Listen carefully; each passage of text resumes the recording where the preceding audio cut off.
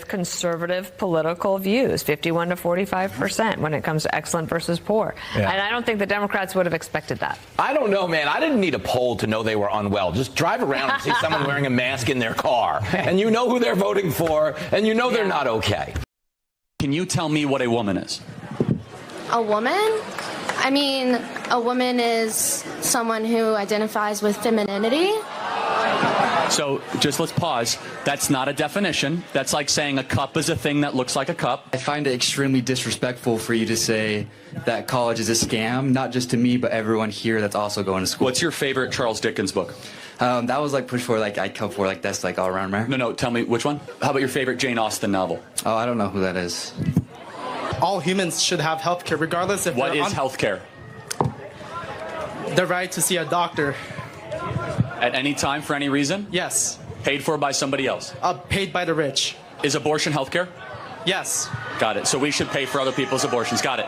Have to ask who's actually making the decisions. Who is actually running the country? Everybody wants to say Joe Biden wasn't running the country. I know for a fact he not only read his presidential daily brief, he was engaged in the meeting, he asked questions, and he gave directives. Donald Trump won't even bother to read the iPad. Well, especially when the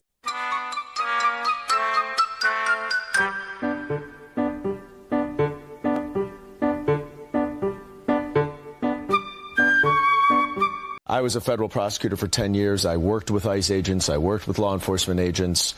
I never saw any of them wear masks. This is brand new. And the question is, if everything is legitimate and proper, why are you wearing masks to hide your face? So a lot of agencies were invited to come out 2 weeks ago in Los Angeles where we ran an operation where ICE officers were doxxed. So let's just say that again. People are out there taking photos of the names, their faces, and posting them online with death threats to their family and themselves. So I'm sorry if people are offended by them wearing masks, but I'm not going to let my officers and agents go out there and put their lives on the line and their family on the line because people don't like what immigration enforcement is. They are wearing those masks because we ran an operation with the Secret Service where we arrested someone that was going online, taking their photos, posting their families, their kids' Instagram, their kids' Facebooks, and targeting them. So let me ask, is that the issue here, that we're just upset about the masks? Or is anyone upset with the fact that ICE officers' families were labeled terrorist? Well, first of all, Trump inherited somebody else's economy. That's what Barack Obama would like us to do. Well, it's true. Okay. It's really on day one, everything changed. So just walk me through it. So Trump has Obama to thank for his economy, okay, but Biden can't thank Trump for anything. Okay. Let's get off this. Because it's not what I really want to get to. The Washington Post just ran one of the most ridiculous headlines ever, even by their standards. And on my very first briefing several months ago, I said I would hold anyone accountable in this room.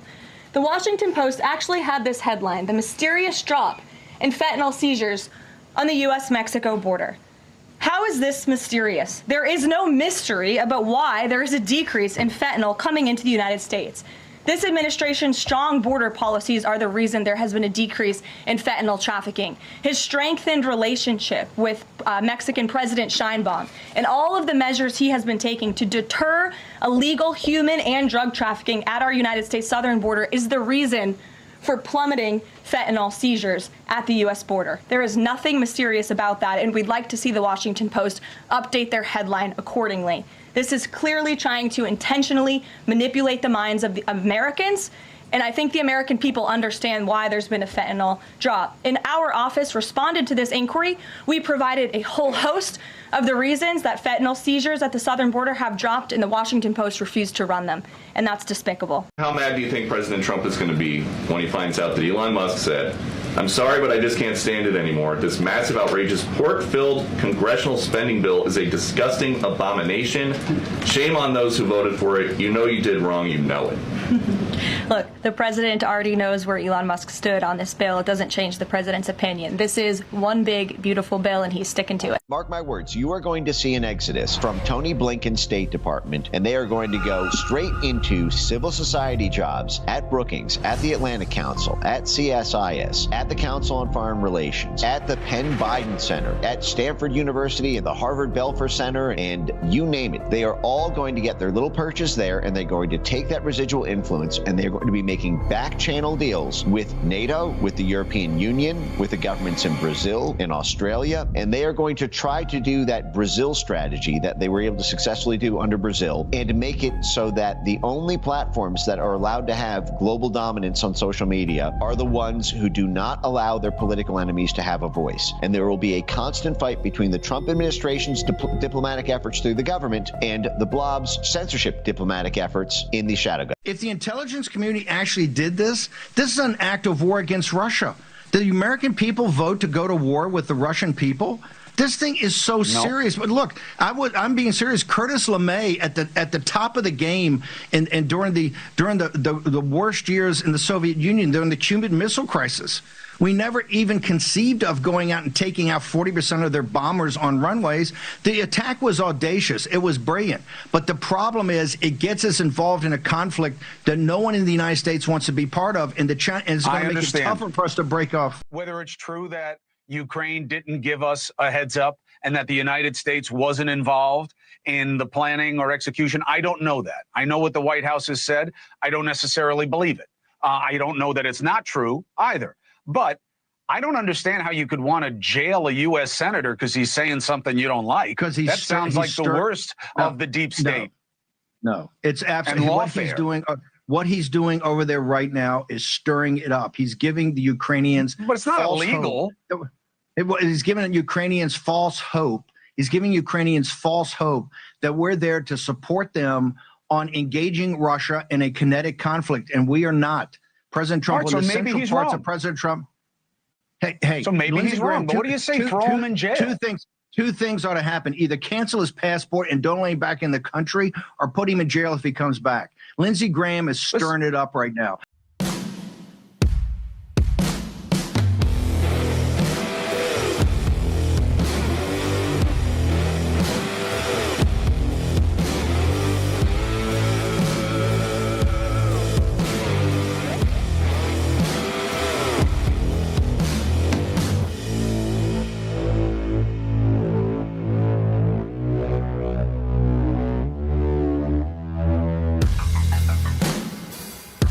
All right, Tuesday night, and we are live. Hope everybody's doing good as always. Be blessed in Jesus' mighty name. Just on the Ukraine real quick. I've got a little bit on it later in the show, but just so we're all on the same page when it comes to the Ukraine. Obviously, there's been a mass escalation in the Ukraine-Russia war. My opinion, caused by Blumenthal and Graham going up there and stirring it up. You just don't know what is going on, with the deep state, with the establishment, with the globalists, because Lindsey Graham and Richard Blumenthal are both globalists. What did they bring there? Did they bring bribery money to Ukraine? Did they bring some sort of threat to Ukraine? Whatever it may be, more promises to Ukraine, because we need to remember something.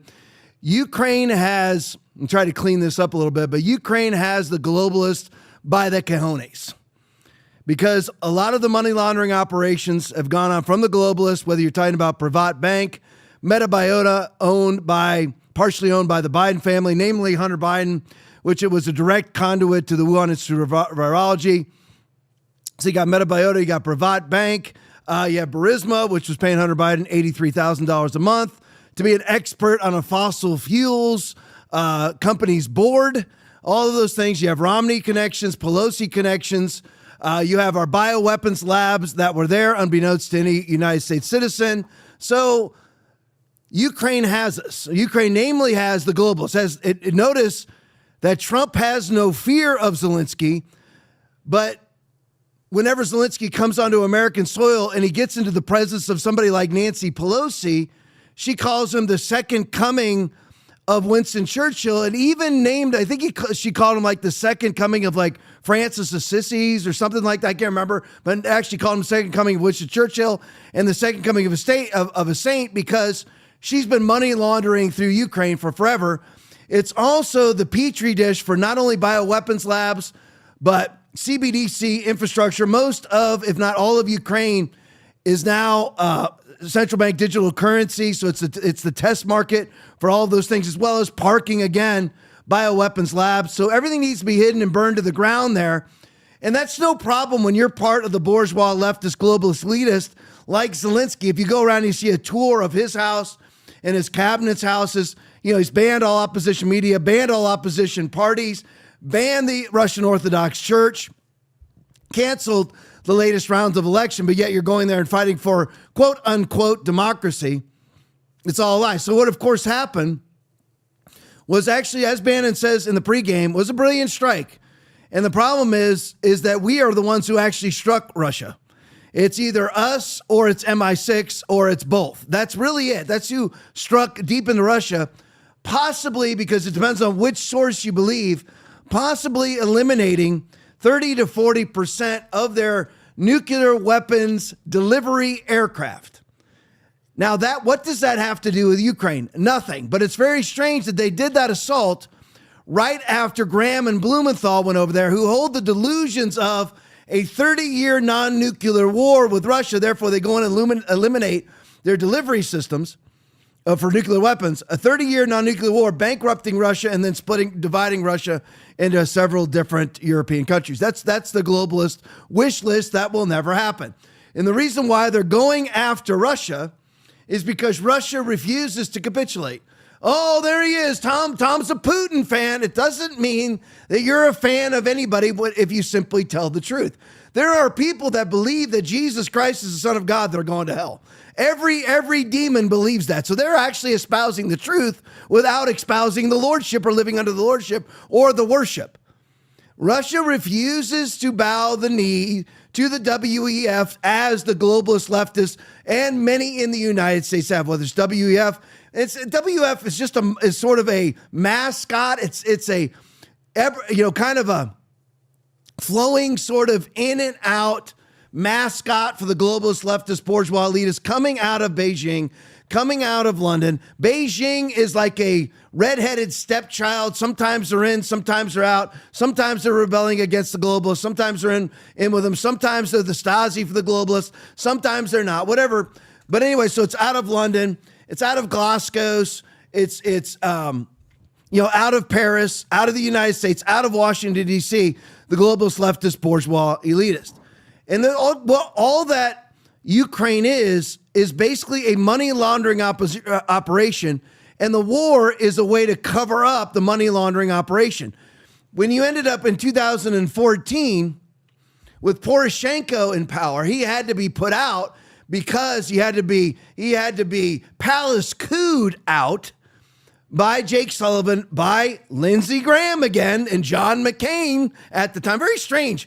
Isn't it, Aaron? Isn't it strange Lindsey Graham shows up and right after that it's mass escalation every time? Yeah. Very weird, isn't it? Because Lindsey Graham and John McCain showed up, and then there was this huge color revolution that escorted right out of office the duly elected president with very similar means to J6, by the way, which is just, of course, a coincidence.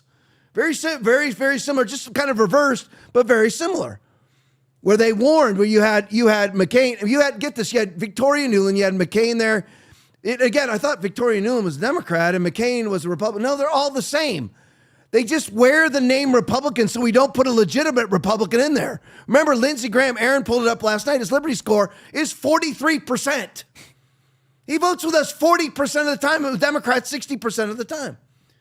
So they're out there on the ground. You have Americans on the ground, high-ranking officials actually on the ground, Victoria Nuland being one of them, handing out water bottles to the insurrectionists. Remember what happened was in 2014, where you ended up with Ukraine bombing the Donbass itself. So right now, the battle is over the Donbass region, the Luhansk and Donetsk regions, the Russian-speaking regions that asked Vladimir Putin to come in, just like Crimea.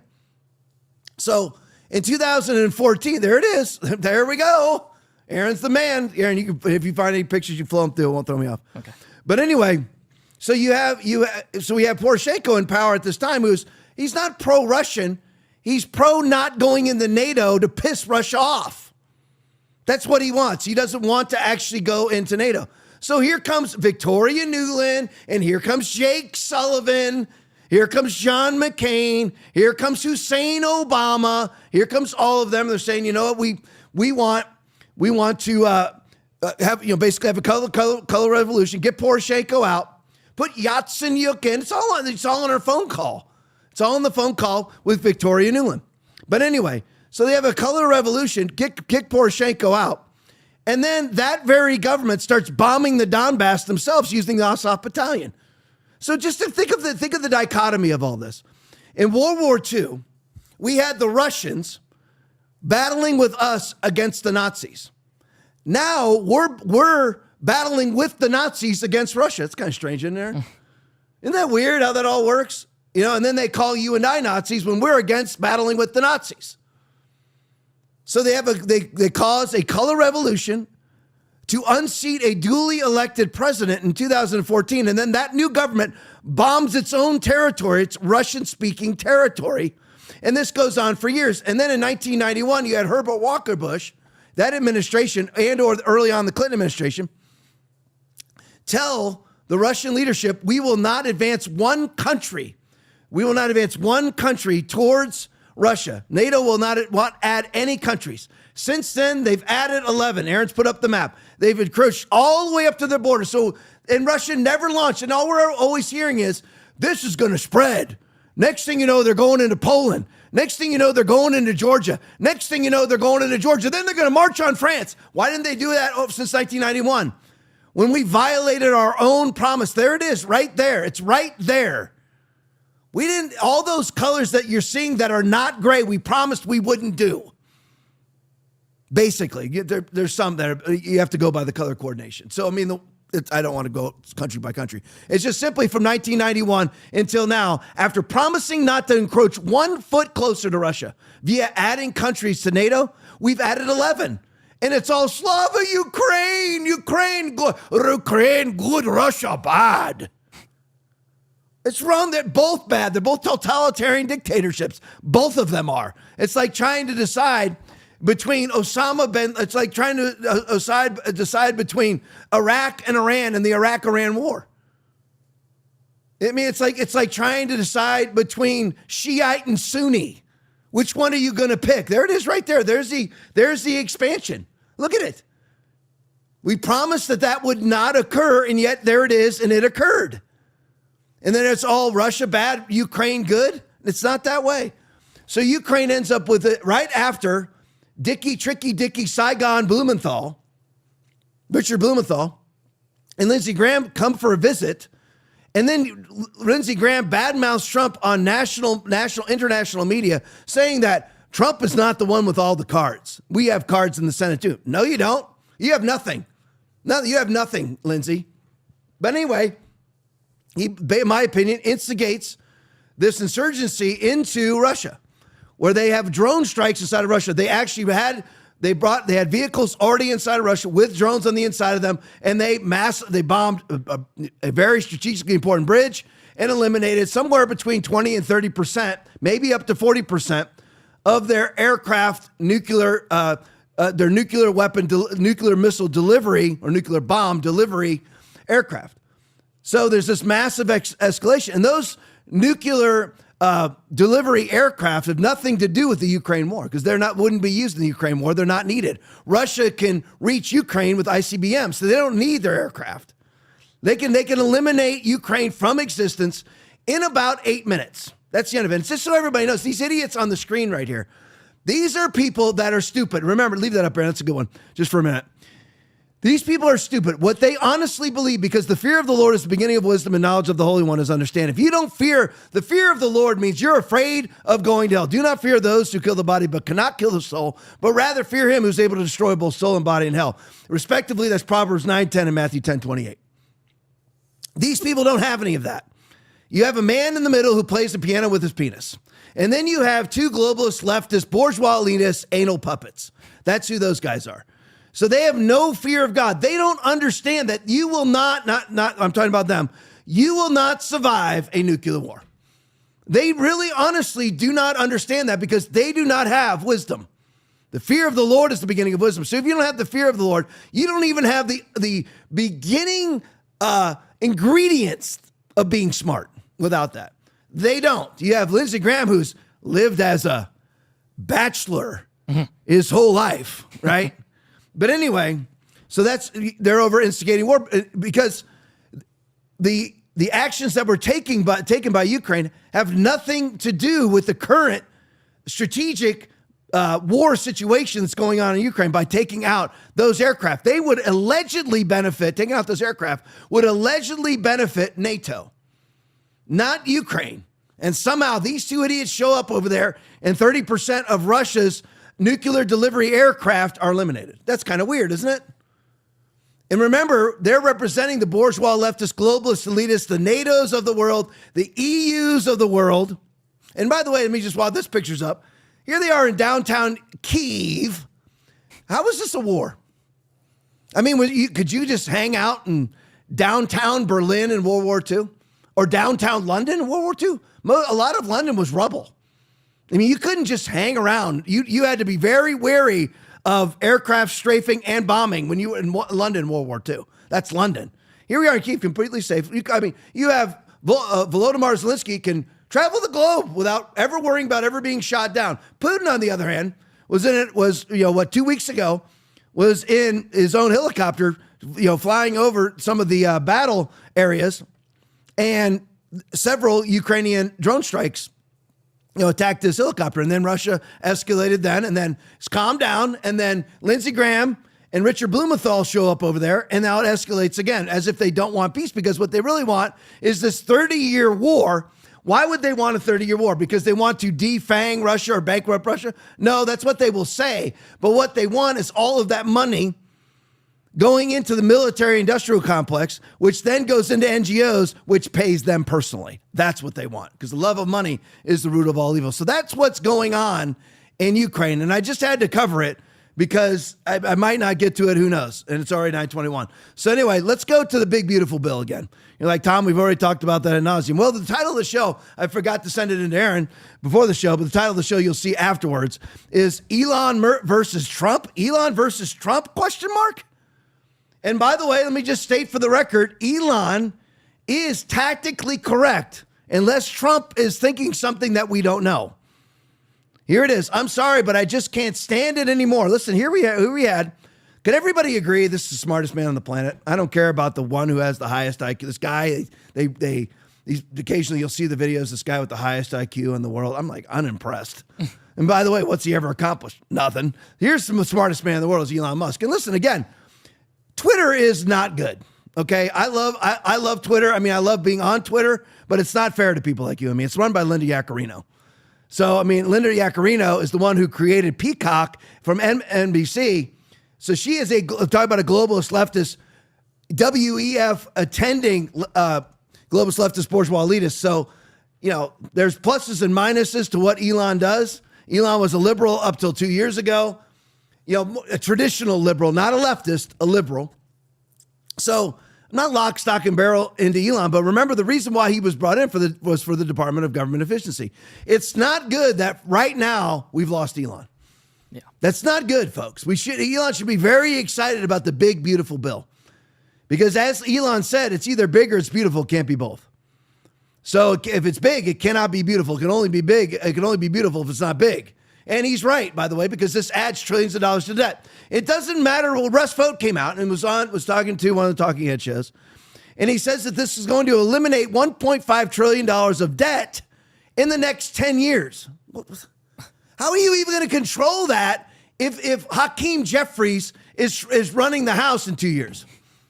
How are you going to control that when you are 7 years out of office when the savings is supposed to occur? So that's just typical DC propaganda coming from the Trump administration. Oh, Tom's turned on Trump. I have not turned on Trump, but you cannot be a sycophant for anybody but Jesus, because only Jesus, the Holy Ghost, and Yahweh are God. Everybody else is a fallible human being who have sinned and fallen short of the glory of God. Me, you, everybody else, Romans 3:23. So Elon is right here. I'm sorry, but I just can't stand it anymore. This massive, outrageous, pork-filled congressional spending bill is a disgusting abomination. He is absolutely correct, even if Caroline Leavitt says he's not. Because it is. They're fully funding NGOs. Again, Democratic Party NGOs, fully staffed by NGOs, spending money to ban our speech, spending money on abortions, spending money on mass illegal migration, spending money on propaganda, hiring Democratic Party consultants, hiring Democratic Party attorneys, and spending money on Democratic Party campaigns is all still being fully funded in the big, beautiful bill. Why? Because Trump is afraid of the political consequences of not funding these things, and the Democrats coming and making false accusations about people dying because USAID has been cut. And we'll get to that in just a minute, because that's their latest lies, that 300,000 kids are dying, just like you need to stand 6 feet apart. Just like over 1 million Americans have died of COVID. That's not even remotely correct. They can't even prove anybody's actually died of COVID. I mean, they can't, because our excess death rate never went up. We have about 1.1 million Americans die per year, period. That's it. That's what happens. You know how many Americans died in 2020? 1.1 million Americans. And then they said that there was, at that year, 300,000 COVID deaths, but 0 flu deaths and 0 pneumonia deaths. Isn't it just reclassification of death then? That makes sense, Aaron? Yeah. Yep. Shame on those who voted for it. You know you did wrong. You know it. They know. They do. $37 trillion in debt. And this doesn't do anything to lower it, Russ Vought says, until 10 years from now when Trump is no longer in power. Well, we might have J.D. Vance at that time. You might have Marco Rubio. And by the way, you can't trust Rubio for sure. And who knows if we can trust Vance or not yet. We'll see over time. So far, so good. So Elon is right on that so far. I mean, if something else may happen, you realize that you have the right of rescission in Congress. You can cut anything you want, anytime you want, and yet they're not doing it. I mean, why is that? If you are really a fiscal conservative, why is it that we would have basically the numbers of this, just for ease of conversation, because there's point this or point that and all of it. But basically, we bring in $5 trillion worth of tax revenue every year, and we're spending $7 trillion. When Joe Biden, let's just go over it. When Joe Biden was in office, we brought in $5 trillion worth of tax revenue and spent $7 trillion. Now that Trump's in office, everything changed, right? Nope, we're bringing in $5 trillion worth of tax revenue and spending $7 trillion. It doesn't matter what you're spending it on, you're still doing it. Well, we want to increase spending in military. Then cut all the Democratic Party NGOs. Does that make sense? But yet nothing's being cut. Spending more on the border, but not cutting enough in other areas. And you are going to have to attack entitlements like Medicaid and Medicare. You're going to have the courage to do so in Social Security. You're going to have the courage to do those things. Well, I might lose my job as a politician, as a congressman, congresswoman, president, senator, whatever. Well, a man of integrity will do what's right regardless of the cost. Isn't that correct? But that's not the way that's not how Capitol Hill works, is it? All right, let's go to the next one. Elon Musk tweet again. It will massively increase the already gigantic budget deficit, $2.5 trillion, it's $2 trillion now, and burden American citizens with crushingly unstable debt. And there it is on the bottom. That's responding to his own tweet. Let me just show you the deficits. Go to the next one for me, Joe. So there it is. I just want you to see this, screenshot these things so you know what's happening in the United States. Here's our deficits right here. This is courtesy of World of Statistics on Twitter. So here it is. Let's just go over this, shall we? So look at our deficit in 2000. 200. Aaron, throw in the debt clock again when you have a second. Yeah, you can put it on anytime. There you go. Oh, that's perfect. Look at it now. $236 billion in 2000, 25 years ago. Look at that. Look how far it would be down. That's where we were. And now you might be thinking, yeah, but look at all that we've gained. What? What? What have you gained? Can you name it? We spent $8 trillion on COVID, roughly. Trillion. Trump spent $3 trillion his first year alone on COVID. What'd you get out of it? You got a leaky vaccine that kills people and causes blood clots and 36 million excess deaths from the Society of Actuaries. And by the way, that's only those with life insurance that we know. All right, go back to my other thing. So anyway, another slide from World of Statistics. So 2001, 128 billion. That's our budget deficit. That's how much we spent over the budget. In 2000, we were just under $1 trillion in debt. Just under $1 trillion in debt at that time. Even after that spending, right there, we're still under $1 trillion in debt. Now we're almost just shy of $37 trillion in debt. So you go through the entire look at the entire Bush administration, which was 1 through 8. Look at that. Look at all that. That was our budget deficit. And then you got Hussein Obama. Look at that. 2009. The worst of Bush was $459 billion. Now remember, a trillion is 1,000 billions. 1,000 billions. Now we spend $7,000 billion a year. On what? How does it benefit you? It doesn't. It really is all about enriching the 535 people on Capitol Hill and all of their friends and family. That's it. That really is what it's all about. Just so you know, how is it Nancy Pelosi's worth over $200 million? I mean, it really is all about that. Life is really that simple. So Hussein Obama comes in office. His first year in office is actually 2009, remember? So he immediately just about triples it. 1.41 trillion, next year 1.9 trillion, 1.3 trillion, 1.07 trillion, starts to get in trouble for it, so starts lowering it, 680 billion. And in 2014, 485, man, 8 years worth of frickin' Obama. What a heresy. $485 billion, $452 billion. People are now. Why is it that at various times he started lowering his debts? He never lowered the debt, but he lowered the deficit because he was getting called out for it. And he got called out for it because he said that the Bush spending was non-patriotic, was anti-American. And then he tripled it himself. I mean, imagine that. You're a politician, and your political rival, you say to your political rival, your debts and deficits are unpatriotic, they're un-American, and then you triple both. So then you have Trump's first year in office, which is 17. He's $665 billion, $779 billion, just shy of $1 trillion in 19, and then comes COVID. $3.13 trillion. And how'd that benefit you? How'd that benefit you? Nothing. They did nothing. They came up with nothing. They did nothing. And by the way, you never needed to come up with anything because it was a 99.997% survivable virus. So why do anything? Let the world be flooded with it. Everybody gets immunity, just like they should be doing with bird flu. Instead of culling 600 million birds and causing egg prices to go through the roof, you know what? You just let it go through the population, kills what it kills, which is very few chickens. And then the rest of that generation and all following generations have immunity to that particular bird flu. Life is simple, isn't it? So Trump goes high, he failed in 2020, greatly failed in 2020. That's just the way it is. He should have gone the Sweden route. He was way better than the Democrats, certainly better than Democratic Party governors. And he called for basically 60-day quarantine, 60-day shutdown. 60 days, it was 15 days to flatten the curve. And then it was 30 days to flatten the curve. Then it was 60 days to flatten the curve. And then Trump knocked it off.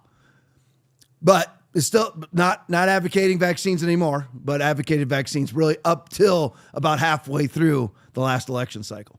And then, of course, you have the Biden spending, which was just glorious, but $2.77 trillion, 2022, $1.38 trillion, 2023, $1.70 trillion, $1.83 trillion in his last year in office. That's all of that money right there on that list is what we don't have that's not coming in tax revenue. And if it was making life great, listen, there's still potholes everywhere, and we're $37 trillion in debt. I mean, and I'm talking about interstates that are actually federal highways suck. Federal services suck. I mean, you want a permit or anything, you're talking about weeks, months, days, years. Take the days out of it. It's not days. I mean, the federal services, the Veterans Administration sucks. And we're $37 trillion in debt because it's all about the 535 people on Capitol Hill and their friends and their families. And when I say friends and families, I mean all of their law firms, all the people that work for them, all the people that are part of the Democratic Party apparatchik and the Rhino Party apparatchik. So I just wanted you to see the numbers because, people want to talk about more exciting things, but I'll bring up the example that I brought up a week ago. How did Al Capone end up in federal prison? Tax evasion. It's not sexy, but it finished him. And then he died of VD once he was in there. So here's the post-millennial video. Senator Rand Paul on Fox News with Will Cain, actually. Senator Rand Paul, if the Republicans all vote for it, the Republicans will own the debt. Play it for me. On that note, I want to get you to address the two things we just heard from OMB Director Russ Vought, and one made by the president. First of all, they argue the big, beautiful bill puts in place growth measures that you're not accounting for. I've been around this game for a while. You have as well. I do know that growth is something that every administration counts on to offset their spending. But do you not think the president has a point with deregulation and tax cuts that we could see real growth that actually helps not jack up the deficit as is accounted for? I actually do, and this is where I think the president and I are talking past each other. I accept the growth arguments. I actually accept that cutting taxes can grow revenue. I believe it happened under Reagan. I believe it happened under the first Trump term, and I supported the tax cuts in the first term. I still support them. I support making them permanent, and I do believe they will bring in more revenue than the CBO projects. My objection to the bill isn't about the tax cuts, and it isn't about those calculations.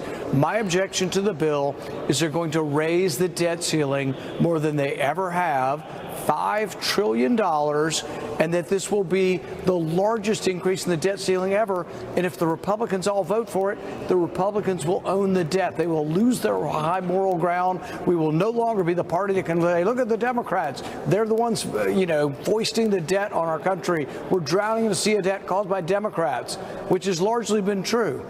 But I think now if they vote for this, so if they separate out the debt ceiling, I could be for the bill. Every single politician propagandizing and pushing a budget item or budget agenda always talks about the growth. Aaron, do you have the debt set, the debt clock? Always says that the growth is going to offset the deficits and debts. That work? I mean, this is what's true. Again, you can have both here, folks. You can love Donald Trump as I do and be against the big, beautiful bill. You better be, because that's what's true. Because here we have it once again. I'm very disappointed in Russ Vogt because he knows better. The savings are going to come 10 years from now. That's exactly what Joe Biden said. That's exactly what Billy Clinton said. That's exactly what Herbert Walker Bush said. That's exactly what Ronald Reagan said. That's exactly what Hussein Obama said and George W. Bush said and Trump 1 said, and it never happens. That's what Biden said. It never happens. You be a sycophant and say you just have to vote for it. And the other big argument is if we have to do this one now so that we stay in office, and then the next one, we're really going to slash the debts and deficits. Right. Where? I don't see it. I love Trump, but he's an abysmal failure on the debt. Let's all be honest, shall we? Because Trump himself, in his first 4 years in office, raised the debt by about $5 trillion because of COVID. And it still would have been it was actually more than $5 trillion. It's a little more than that. But he still would have raised it because you saw pre-COVID, we were still operating around $500 billion worth of debt every year. And again, if you're going to operate in debt, then show me the fruit of our labors. Show me how it's improved American life. It doesn't. Again, it goes to the 535 people. That's 435 congressmen and women and 100 senators. That's where it all goes. I mean, seriously. I mean, those 535 people represent millions of people that all that money goes to. Everybody but us. I don't want it. I want to earn my own way. I'm just saying we don't need to be $37 trillion in debt when we're trying to earn our own way and our dollar is being devalued every second of every day.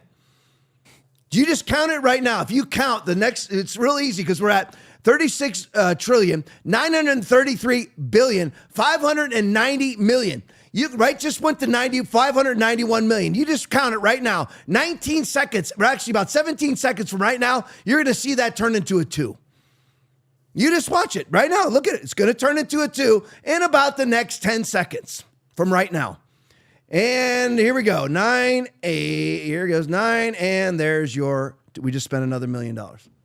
That's the facts, folks. And it's not stopping with Donald Trump.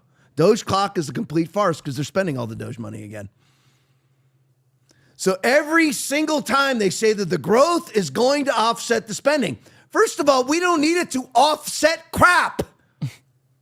The growth needs to eliminate debt, not offset spending. And what's amazing again, and I know you've heard me say this 500 times, is they ought to be changing this for their own self-survival. Because if my dollar means nothing, their dollar means nothing. Nancy Pelosi's $200 million means as little as my hundreds of thousands of dollars that I have. Right? If my dollar's worthless, because that's what this does, is make all of our money worthless through hyperspending. Again, and I know you hear these stats all the time, but there's new people, and everybody needs to like and share this podcast. We don't have any commercials. We don't have anything. It's just an hour and 10 minutes worth of fury. You need to get this out because people need to hear these things. They need to hear what's actually true. This ought to be for them self-preservation. Because if all of us lose the value of the dollar, they lose the value of the dollar. But every single time, it's always that they're going to offset it or they're putting it off, whatever it is. And now we have the debt ceiling involved in this, where they want to add $5 trillion to this.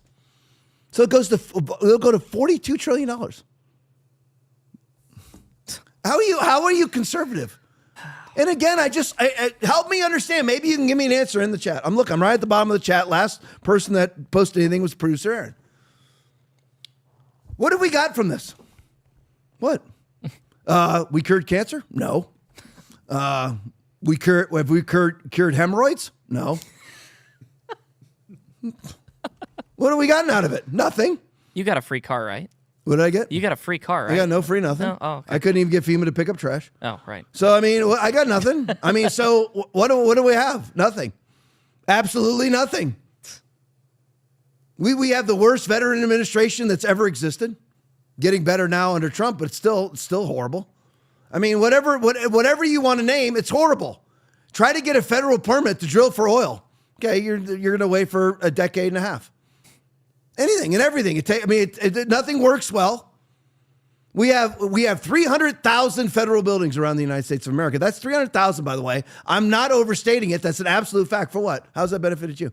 300,000 federal buildings, some of which are $60 million a month to rent. Nobody's actually working there because only 6% of the federal workforce shows up for work every day.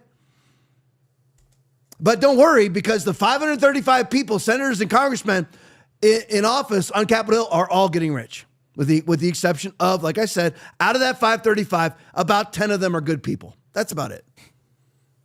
Tom, you used to say 12. Yeah, it's going down. It's going down.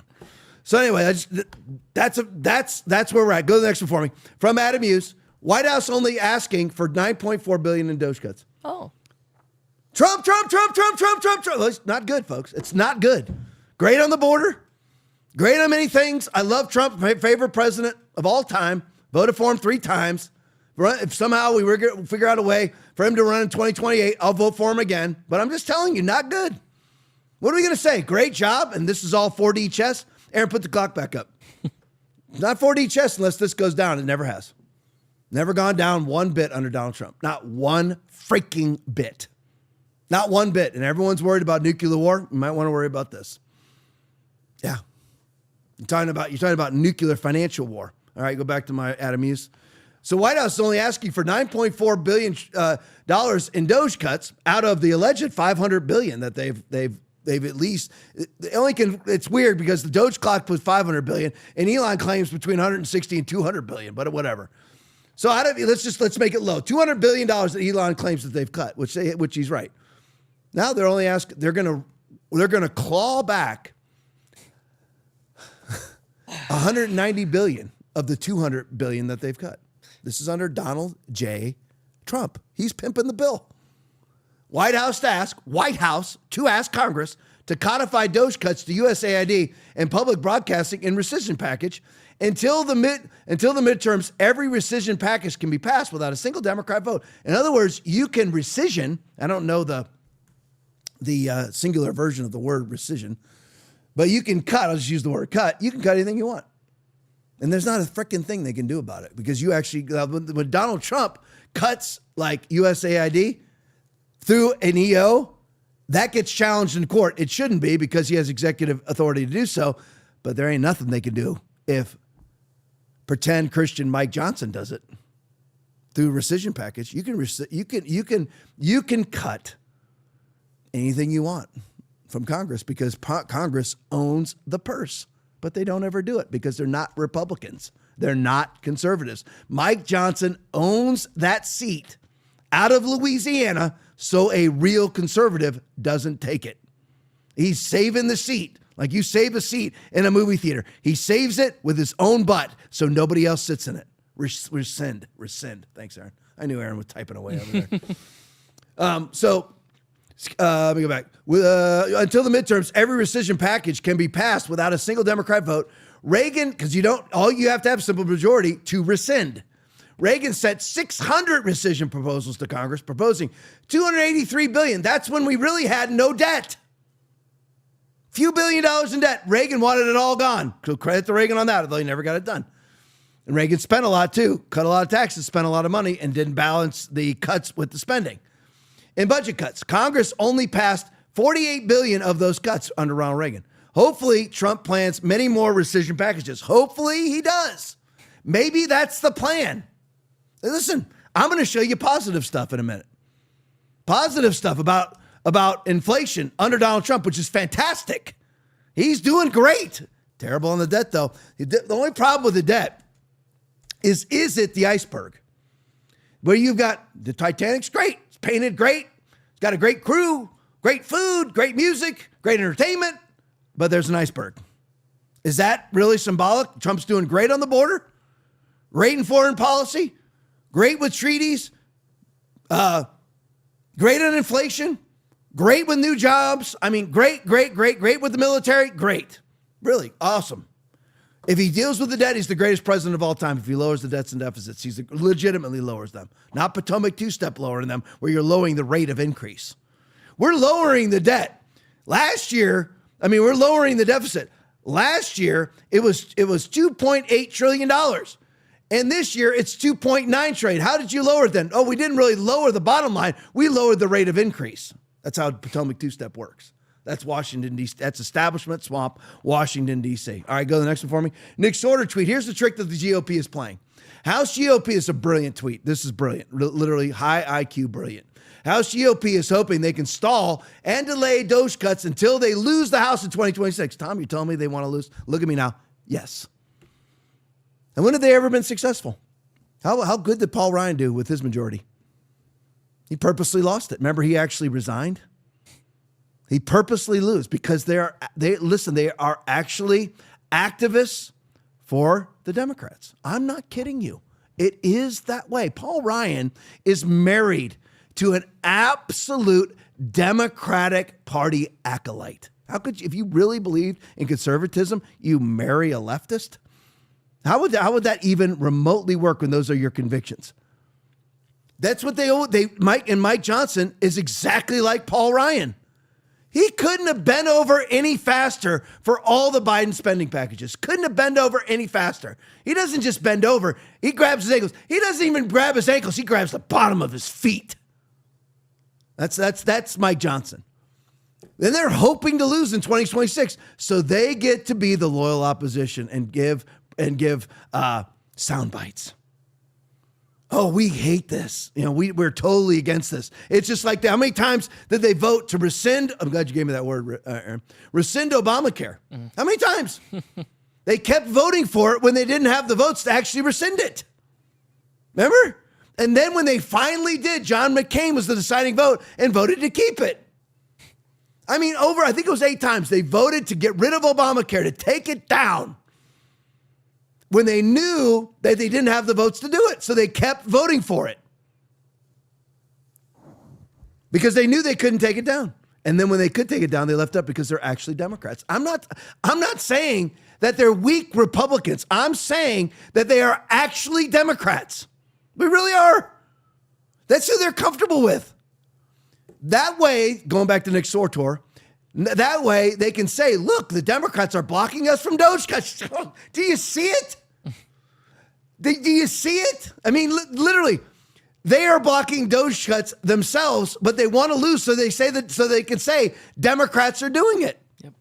So then they get to keep their seat because they're allegedly an activist for you. Don't you see it? See the giant con job that it is? And you're speaking to and looking at a lifelong Republican who doesn't believe in a third party. I believe we need to take over the Republican Party using the Bannon plan. So that's what they're doing.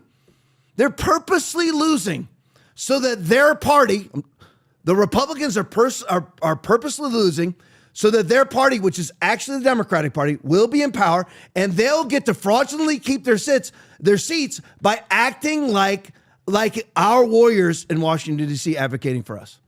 Don't you see it? It's exactly what they're doing.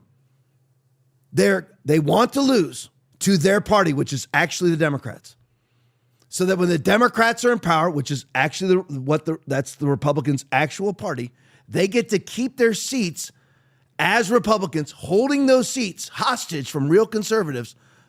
And then to do that, they just simply act like they're opposing Democrats when they're not. That's exactly what's going on, folks. You need to understand that out of the 535 on Capitol Hill, Senate and House, maybe 10, 12 are good. That's it. That is the truth, whether you like it or not. And you'll see some some video come out that makes you think, well, no, that's a solid, whether it's John Kennedy or, whoever, Tom Cotton, even Lindsey Graham will come out and ingratiate himself to us every now and then. It's so that he can stay in office and hold that seat hostage so a legitimate conservative can never have it. As Lindsey Graham votes with the Democrats about 60% of the time. All right, let's go to the next one. So there's all the negative. Here's the positive. Because Trump is a great president. Tom, how can you say that when I've run down one aspect of Donald Trump, the big, beautiful bill, which is an absolute abomination. Elon says it. It's true. We all were singing Elon's praises, 2 weeks ago? Doge, and we loved every minute of it. I couldn't get enough of it. I loved running through my Doge cut list, and now Elon's wrong? He's not wrong. He's right. Unless Trump comes in with a rescission package. He passes this bill, and maybe it is 4D chess. Listen, if there's anybody that could conduct Davy Jones style like Aaron, 4D chess, it's Trump. Trump could do it. And he comes in, passes the big, beautiful bill, and then attacks it with rescission packages. That could happen. And if anybody could do it, it'd be Donald J. Trump, because he is at least the greatest president of all time, or if he attacks the debt, he is. And if he doesn't, he's one of the greatest presidents of all time. But here's the positive part. Inflation in full retreat. Peter St. Ange, play it for me. 4 months into Trump, inflation is in full retreat and wages are soaring at the fastest pace since May of 2021, back when pandemic labor shortages were pumping artificial wages. The good news comes from the Bureau of Economic Analysis, who reports that personal income last month rose $210 billion, a 10% annualized rate. That follows strong numbers in Trump's previous 3 months, doubling the rate of income growth compared to Biden's last year. The income number blew away Wall Street expectations. In fact, it was triple what the market expected, perhaps because Wall Street's Bloomberg terminals told them Orange Man bad. Even better, inflation came in at just 1.2% annualized on the Fed's preferred index, the PCE. That's also half Joe Biden's final year. It's actually 1/5 Joe Biden's final month. Put them together, and in 4 months, Trump has made up over half the income losses of Biden's 4 years. The biggest number last week was the trade deficit, which collapsed by half to just $88 billion, down from $162. This drove the Fed's GDP model to now predicting 3.8% GDP growth for this quarter, which is very good. Now, you may recall just a few weeks ago, GDP was negative, and I said, don't worry. Well, this is why. That negative print was partly falling government spending, which is good for growth since government was wasting it, but it was mostly tariff front-running, companies importing ahead of Trump's big, beautiful tariffs. That matters because imports mechanically subtract from official GDP numbers, but companies import stuff because they plan to sell it, at which point it turns into future GDP, either consumption from cars to clothes to pool floats, or investment from imported tractors and backhoes to industrial machinery. Now, media, of course, ran with the negative number because they have a story to sell, and they figure the audience will forget when that 3.8% GDP comes in. So what's next? Brought to you by Unchained.com. Most of Trump's economic agenda is rocket fuel for incomes. So cutting taxes, cutting red tape, cutting government spending, all boost production and return resources to the American people where they can do something useful. Meanwhile, deportations mean American workers do not have to compete with third world wages. Even tariffs, which usually don't boost wages, are currently pulling in historic rates of foreign investment, $5 trillion in just 4 months. That would double investment in the American economy and drive up wages for American workers building factories and infrastructure. And if Trump can actually close some trade deals, it could permanently drive up wages. More could be done, of course. Democrats and their pet judges are doing everything they can to block deportations. Rhinos in Congress are doing everything they can to keep government spending trillions while the American people do without. But Trump doubling income growth and cutting inflation in half is pretty impressive for 4 months, especially with zero help from the Fed or Congress. The main concern from here is government spending. If rhinos in Congress don't cut, it could drive inflation back up, returning us to the Biden-era treadmill of incomes trying or failing to outrun prices. there's some hopeful signs from the Senate, with fiscal conservatives demanding more spending cuts out of the big, beautiful budget. If that happens, we're in store for a lot more big, beautiful numbers on the economy.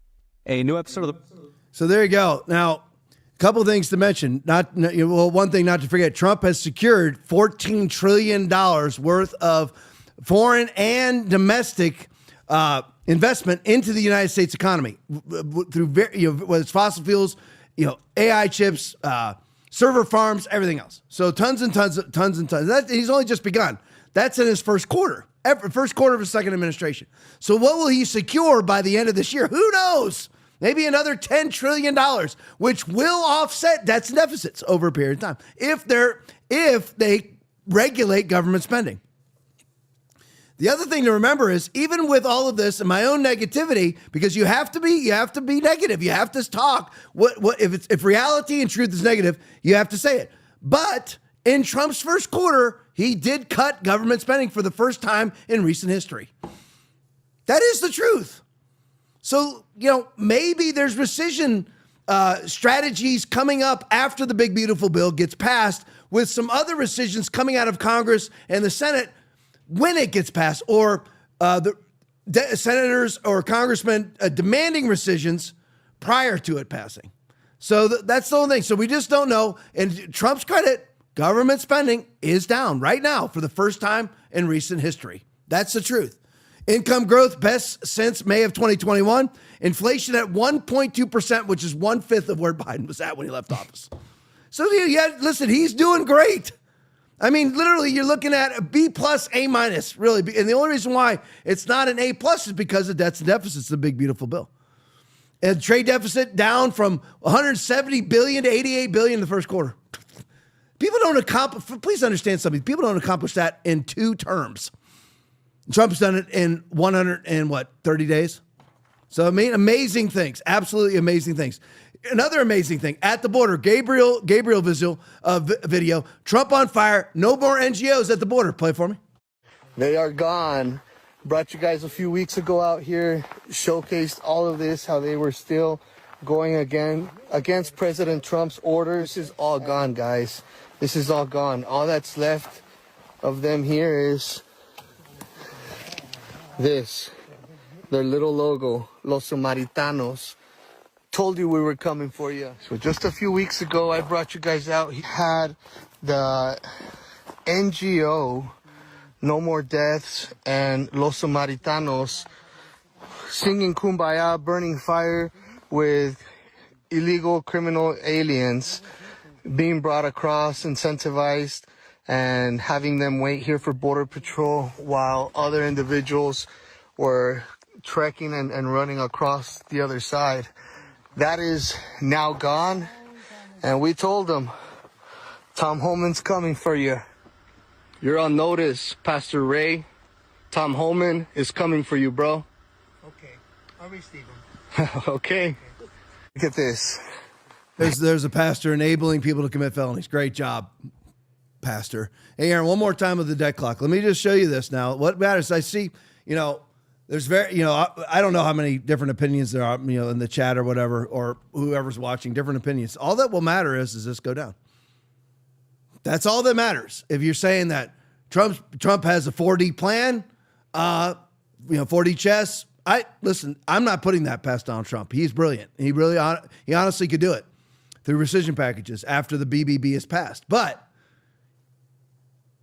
nobody is right about Trump is in control of the debt, or Trump is going to lower the debt. Nobody is.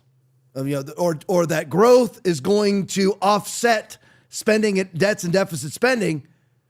Nobody's right about any of that if this continues the way that it is. So this is the eye in the sky that does not lie. Right here. You can watch it right now. In about 10 seconds from right now, another $1 million will have been spent. From right now. It's coming. Here it comes. Right now. Here it comes. And 6:53. See, and it's gone. It's gone. There it is. That's nothing has changed. So now in I think we're somewhere close to 130 days that Trump's been in office now. I didn't expect this to change at that point, but going into next year, this should be changing. But If the big, beautiful bill stays as is, this isn't going to change. All right, let's go to a different subject. Just the news tweet. I just had to show you this because it's just a point of privilege, and we're going to talk about some more Trump stuff. Just the news. Maxine Waters' campaign fined thousands of dollars for violating federal finance laws. AOC's also facing possible problems with that. So is Jasmine Crockett, all these people, because what they do are personally enriching themselves using campaign finances. All you need to do, as I always say, is this. You get $2 million that gets donated to your campaign, and you use $1 million of the $2 million, so you got $1 million left over. So you start a nonprofit, or you just start, just a nonprofit for, naming it whatever, the Waters Project, and then you pay your spouse, or like she likes to do, her daughter, to run it, who then gives the money back to her. Elon Omar gave $3 million to her husband for consultancy fees. Bernie Sanders did the same with $10 million to his wife. You wonder why he's a socialist with 3 houses? That's what they do. They just start a foundation and give their campaign money to it. It's how it all works. It's how they all enrich themselves. Eric Swalwell travels the globe using his campaign finance. He lives the life of a multi-millionaire because in his campaign account are millions of dollars, and he just uses them for there's always a reason. I'm going there. I'm going to the Bahamas to investigate the various types of sand and how they're affected by climate change. So he goes on a multi-million-dollar trip to the Bahamas using his campaign finance. That's all that this is all about. That's why I'm just shocked Trump's not attacking it. That's what all the money is going to in Washington, D.C. is to form Democratic Party NGOs that fully staffed by Democrats, hiring Democrats, hiring consultancy firms, hiring law firms, and donating to campaigns. You and I fund Planned Parenthood. You and I fund Democratic Party campaigns because Planned Parenthood then funds campaigns through their NGO. They are an NGO, so they fund Democratic Party campaigns. So you and I financed Kari Lake's campaign opponent. What was his name? Gallego. Ruben Gallego. We financed him because Planned Parenthood sent like $100 million to oppose Kari Lake in Arizona. You and I paid for that. That's what it's all. I mean, you and I have personally enriched. George Soros never spends his own money. You realize all that money that he uses to elect his prosecutors, 75 of them around the United States. Those are the AGs. Those are like the attorney generals. Those are he elects lots of line prosecutors also, small time prosecutors, but 75 big name prosecutors that he's had elected around the United States. That's all used. That money is all NGO money spent. The NGO money that you and I gave to the federal government, and the federal government used to create and finance Democratic Party fully staffed NGOs. And then George Soros uses that NGO money to elect our political opposition. So you and I actually pay for the campaigns. Most, if not all, to some degree, we pay for the campaigns of Democrats, including Alvin Bragg in NYC and Letitia James. Both of them, Soros acolytes, paid for, by Act Blue. Act Blue, another NGO, financed by you and I. Do they get other contributions? They do, but they're from other NGOs. So they're also financed by us. It really is. You and I elect our own political opposition. You and I elect the people that ban our speech and want to confiscate our firearms. You and I elect our own political opposition. We don't know that we're doing it, but we actually do. All right, let's go to the next thing here. Western Lensman video. I have to show you how this works.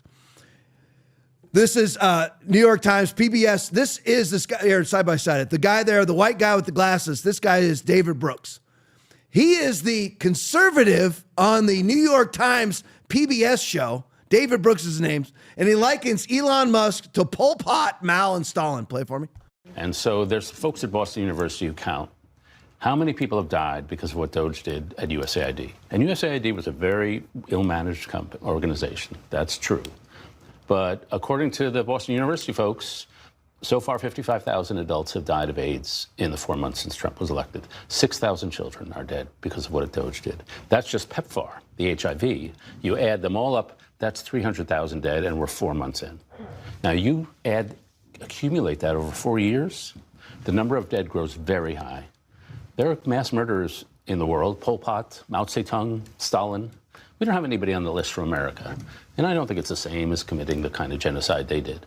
But by taking away that agency and being at least semi-responsible for the deaths of probably by the end of this hundreds of thousands, if not millions of people, that's Elon Musk's legacy.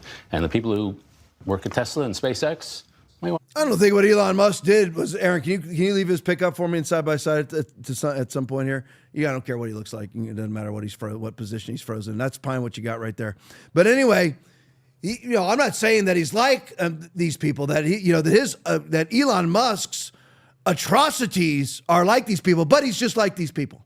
This is the conservative. This is my point. This is the same as Congress. This is the conservative on the show. And this guy is the conservative so that he keeps the seat of the legitimate conservative, so that he actually occupies the seat of the legitimate conservative.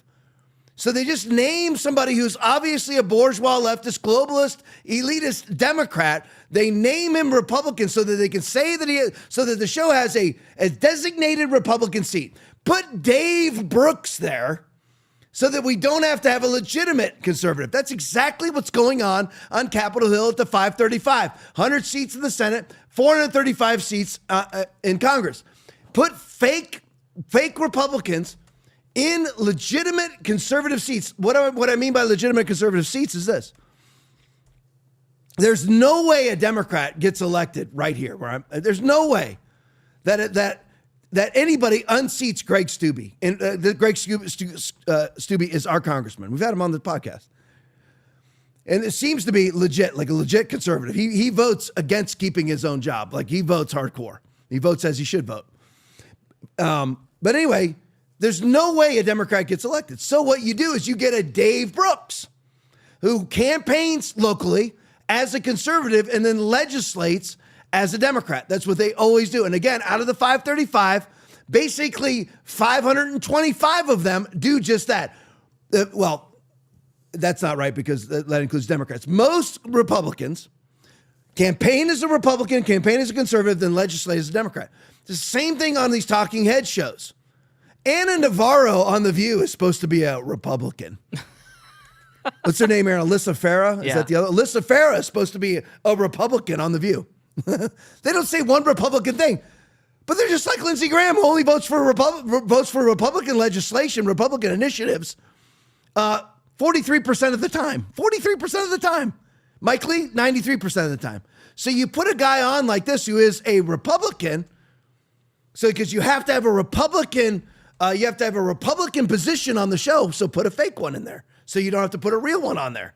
So that's what they do. And David Brooks says, I'm not saying that Elon is like Pol Pot, except for Elon's just like Pol Pot, Mao, and Stalin. Right. That's what he said.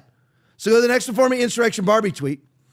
Cutting USAID. So he says, David Brooks says, he starts naming all these numbers. This is how many people have died because USAID funding was cut. Now, David Brooks knows this, but he's spouting false propaganda that U.S. aid is aid. They're aiding people. Is it aid? No, it's the United States Agency for International Development. It's a CIA cutout. Purposely put in place as a CIA cutout by John Kennedy, JFK. That's what happened. So that's all USAID did. So where does he get these numbers from? He's just making them up. It's like 6 foot distancing. Just like 1.2 million Americans died of COVID, but our excess deaths went up none. How did all these people die of COVID? They didn't. They just reassessed all the other deaths from pneumonia and everything else. Remember, we showed you that. Right out of Minnesota, you had the woman in charge. I don't know what you call it in Minnesota, but basically their version of the CDC inside of Minnesota, their health department, come up and say, this is what we're doing. I don't know if she was committing, either she was stupid or she was brave, one of the two. Seriously, it was one of the two. And she went up to the podium and said, what we are doing is if we have somebody who has stage 4 lung cancer, and we do a PCR test on them, and they die a week later, and the PCR tests, they were positive of COVID, but they're in hospice. She even used the example. They have stage 4 lung cancer with 2 weeks left to live, and they're in hospice care. And they test positive for COVID and they die. They're gonna be put down as a COVID death. So how do these people come up with these statistics? The big statistic that's being propagated right now is the one that Insurrection Barbie put out. Cutting USAID funding, which is the U.S. Agency for International Development, has nothing to do with aiding people. And by the way, we put this out on this podcast before, as well as many others, people have put it out, that only 8% of their funding ever went to their target. Only 8% of USAID's funding ever went to what it was designated to fund. Where did the rest of it go? Again, the example. USAID receives, tens of billions of dollars per year, 14,000 employees. Remember, until Trump cut it down to about 300 employees. But they're still basically funding it via the big, beautiful bill. But now USAID is under Marco Rubio. So why are we still doing it? And this guy, it's still being funded, but yet this guy's claiming that 300,000 kids are dead. They're just making it up. There's no other way to put it. It's just made up out of whole cloth. 300,000 kids are dead. Stand 6 feet apart. Close your businesses. Make sure you get alcohol gel out to clean surfaces for an airborne virus. Again, does he know? Is he just stupid? Whatever it may be. But there's no way for him to prove. Show me the line item of all the kids that have died and how they've died from an agency that never actually sends money to where it's supposed to send money, to where the money is designated to go. 8% of all of their money actually goes to where it's supposed to go, which is the Democratic Party NGO. And the USAID is an NGO inside of government. So it's a non-government, it's an NGO inside of the government. But it's the standard system. They receive, let's make the math simple, $1 billion to feed children. And they pay themselves $999 million to spend $1 million feeding kids. That's what they do. Every single time, 8% of their money went to its designation where it was supposed to go. 8%. And this guy's claiming that because USAID was cut, all these kids died. None of the money was going to them anyway. And by the way, USAID doesn't feed kids, doesn't vaccinate kids. It's not aid. It's Agency for International Development. Only 8% of USAID money even makes it to its right destination. It certainly hasn't killed 300,000 kids. Show me the bodies, just like during COVID. I said it for 4 years and 15 days to flatten the curve. Show me the bodies. Maybe I'll believe you. Show me the bodies. There aren't any. All right, go to the next one for me. I don't even know where I'm at. Is it Insurrection Barbie video? Yeah, it is. So here it is again this is Aaron side by side that. Here is the conservative on The View. Anna Navarro, the Insurrection Barbie titled this, "The Toxic Fake Weaponized Empathy." Play it for me. But here's the problem. It's not just Joni Ernst. The lack of empathy, the lack of humanity, the lack of decency that I am seeing all over the country with the suffering that Donald Trump and his misadministration are inflicting on people living in this country, our neighbors, our friends, our colleagues, the children who go to school with our children. I'm seeing it in South Florida, where I live, where most of our representatives are Republican. And the suffering and fear that the Latino community is undergoing in Miami and South Florida, all over the country. The windows of their cars are getting smashed. They're getting dragged through the streets by men in masks who are picking them. Children are being torn from the arms of their mothers.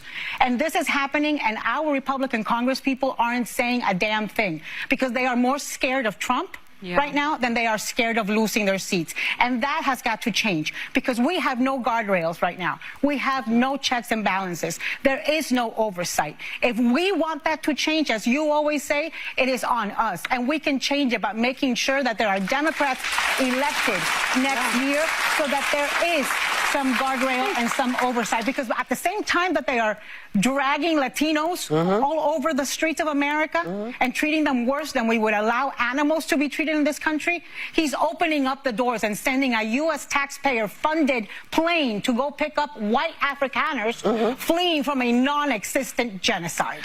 You're illegal. You should be nervous. And by the way, none of that, not one thing she said is occurring, is actually happening. None of it. Windows are not being smashed. Children are not being torn from the arms of their mothers. Show me the videos. Show me the videos of the transgenocide. Show me the videos of the children being torn from their mother's arms. Show me. It's not happening. It's just fake. It's just like you had David Brooks accusing Elon Musk of being Pol Pot, Mao, and Stalin all joined together in some sort of hell amalgam. All lies from these alleged Republicans, David Brooks and Anna Navarro. Republicans need to show Scarborough. And all three of them are exactly the same as 90% of the Republicans on Capitol Hill, even the ones that put together great sound bites and then legislate as a Democrat. Because all they're doing is holding the seats that only conservatives can have by fooling people into voting for them. That's all that's happening. All right, 10-16, that's it. Rumble Rants tonight, Nate Dad won $50. PSU, $47. Thank you guys so much in the rant. Thank you guys so much in the chat. Love you guys. Appreciate each and every one of you. Stick around for the post game. It's awesome. Back here tomorrow night, 9 o'clock. God bless each and every one of you. Here's that verse. Psalm 37:23. Everybody knows it. For the steps of a good man are what? Ordered. Now let's look at that word ordered for just a moment. For the steps of a good man are ordered by the Lord, and he delighteth in his way. If you walk in his ordered steps, he's delighting in it. If you are walking in hyper grace, I can do whatever I want, he's not delighting in it. And by the way, you're not going to heaven.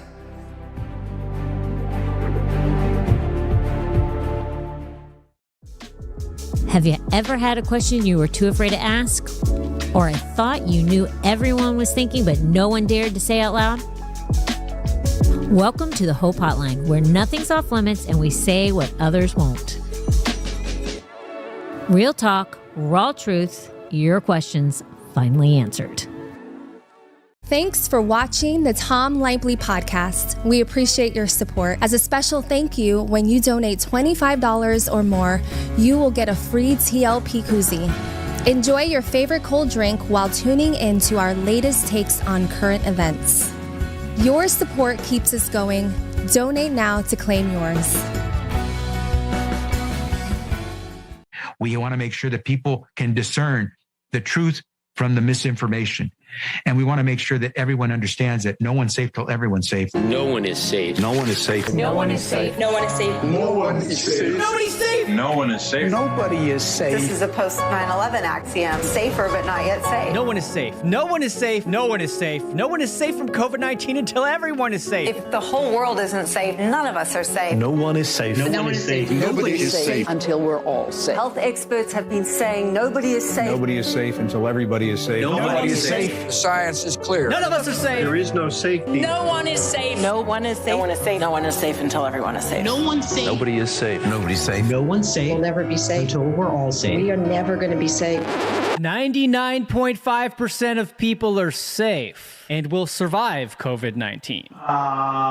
The only positive thing out of this is we should be able to manufacture a lot of vaccines, and Nobody will be safe if not everybody is vaccinated. you don't have a choice. As long as not everybody is vaccinated, nobody will be safe. Normalcy only returns when we've largely vaccinated the entire global population. So Get the fucking vaccine. You need to get vaccinated, and if you don't, you are going to die. I know you're vaccinated. You're the smart ones, but you know there's people out there who aren't listening to God and what God wants. You know who they are. The unvaccinated people. My message to unvaccinated Americans is this. If you are the unvaccinated, you are the problem. You're the problem. Condemn them, shame them, blame them. The only people that you can blame are the unvaccinated. Frankly, we can't trust the unvaccinated. They should not be part of polite society. Lunatics who won't take COVID vaccines walking around lawfully unvaccinated? That's psychotic. If you're willing to walk among us unvaccinated, you are an enemy. You have no right not to be vaccinated. You don't have the right to contaminate someone You else. can't go around pointing a gun in somebody's face, which is what it is when people are unvaccinated. They are all idiots and losers. This is a real movement in this country against the unvaccinated. Jennifer Aniston is cutting non-vaccinated people out of her life. unrepentant, unvaccinated. They should be removed from the hospital. Those who refuse to be vaccinated should be denied health care.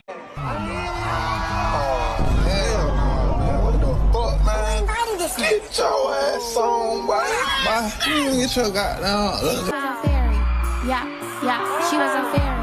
Yeah, yeah. She was a fairy. Yeah.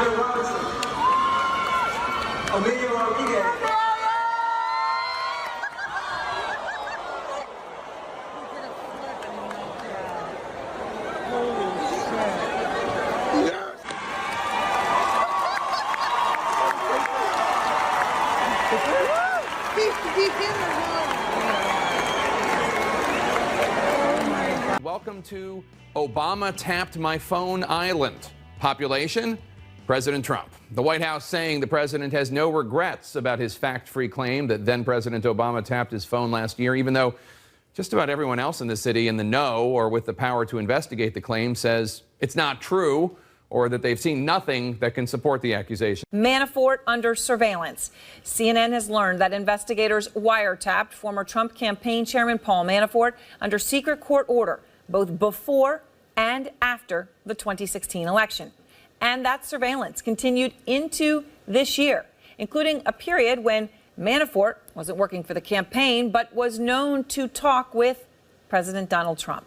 And what we've been told by sources is that the president and Manafort were still talking early this year, well after the campaign. And it is a time that we've learned the FBI was listening to Manafort's phone calls. So it is possible that those phone conversations were collected during that surveillance as they were listening to them. And the Justice Department has spoken out about this, and they have denied that the president's own lines were wiretapped. But as we said, it is possible that he was picked up on Manafort surveillance. We should know that Manafort does have a residence in Trump Tower. Obama tapped my phone island.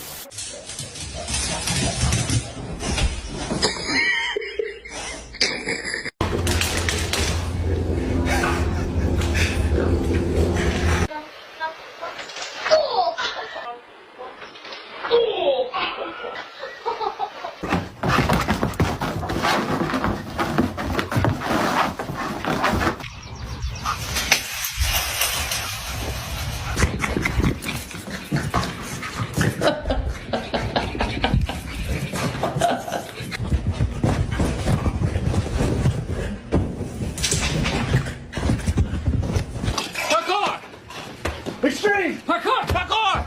This is parkour.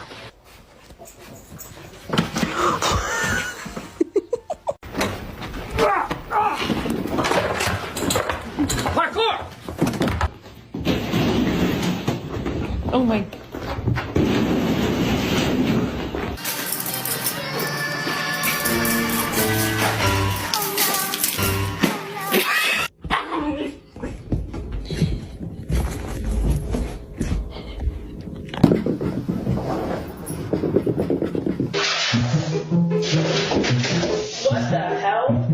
Dr. Webley, would it be wrong for LeBron James to compete in the women's national team for America if he wanted to? He's not a woman. He doesn't live as a woman. He doesn't identify as a woman. So if you're not a biological woman, you shouldn't be allowed to. Is that your position now? So what is this biological woman that's just suddenly arisen?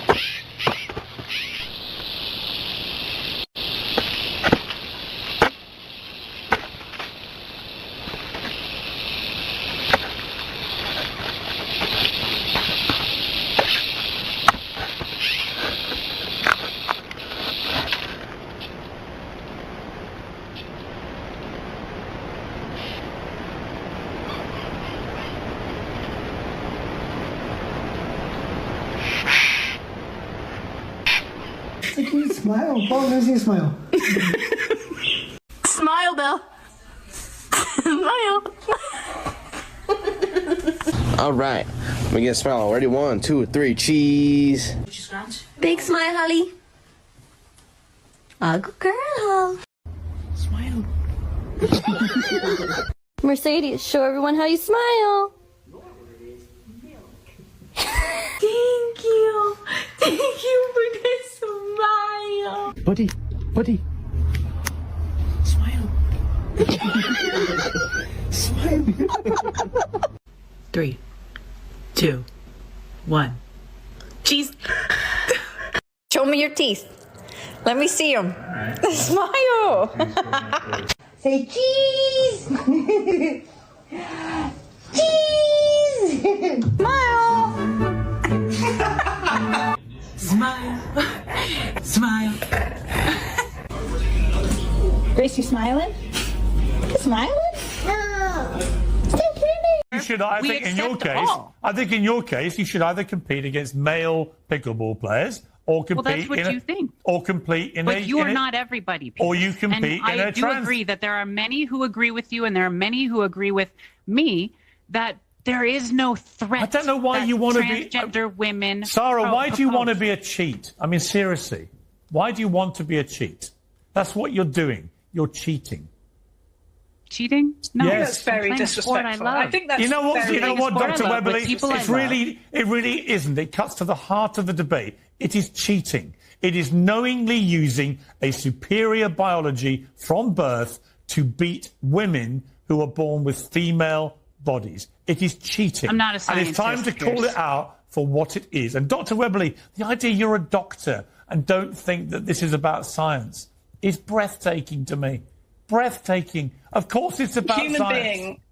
I'm a doctor, I'm a human being, I'm a compassionate person. What's that got to do with it? Why aren't you compassionate to women who are losing gold medals to men? I don't understand why you have this both of you have this huge thing where we have to, not one single woman must be affected by these terrible trans people. What about inclusion? We are living in a world where we want everybody. Oh, it's got nothing to do with inclusion. Together. This is where the trouble starts.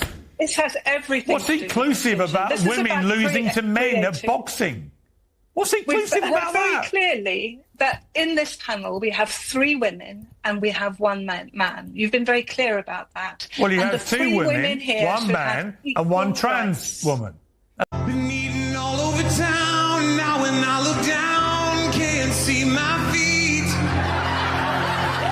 I've been a glutton, broke the button off my jeans. I need to reduce my body. It's true. Oh, I gotta reduce my body. Because I'm getting huge. I always lose at hide and seek. I crammed a dozen Nutter Butters in my cheeks. I need to reduce my body. Don't make me show you, Arkansas. Oh, I gotta reduce my body.